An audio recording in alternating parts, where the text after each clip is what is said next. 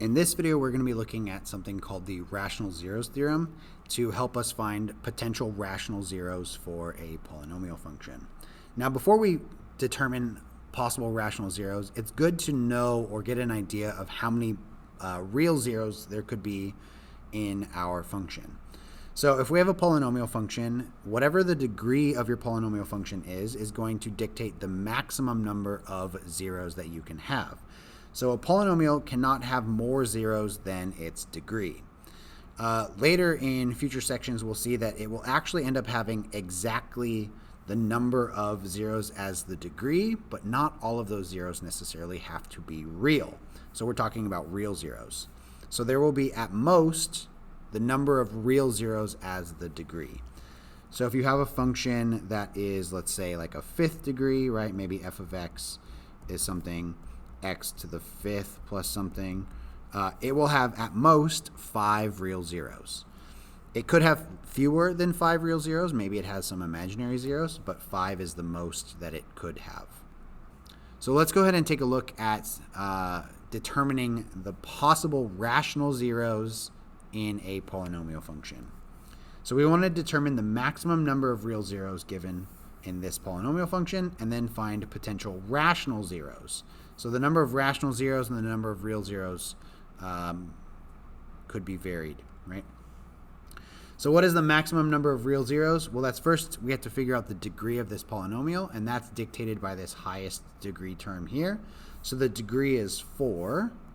So we have a degree here is 4, which means we will have at most 4 real zeros. Okay. So that's what this is telling us. Whoops. We will have at most 4 real zeros.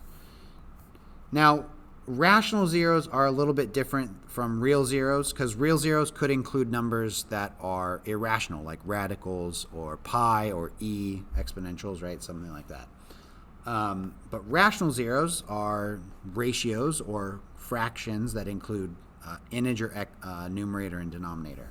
So to find the possible rational zeros, we consider the leading coefficient and our constant term.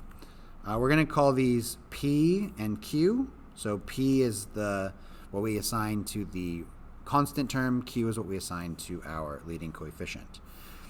And then to determine the number of rational zeros, we're going to look at all of our factors of P and all of our factors of Q. So what are the factors of 1? Well, 1, it only has 1 in itself, which is 1.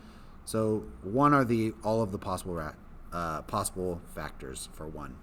Now, we don't know if our factors are going to be positive or negative, because if you have a higher multiplicity, 2 negatives could multiply to make a positive. So we have to consider plus or minus. All right, Q, factors of 3. Well, 3 is prime, so that means that its only factors are 1 and itself. And just like with this here, we have to consider the positive or negative factors of Q. So when looking at all of our possible rational zeros, those are determined by taking your P values divided by your Q values. So in this situation, where you would take 1 divided by 3, so 1/3, that is a possible rational zero. And again, it would be plus or minus, because if it was positive 1 divided by positive 3 or positive 1 divided by negative 3, that would give us either positive or negative 1/3. And then 1 divided by 1 is just going to be 1. And so it'd be plus or minus 1.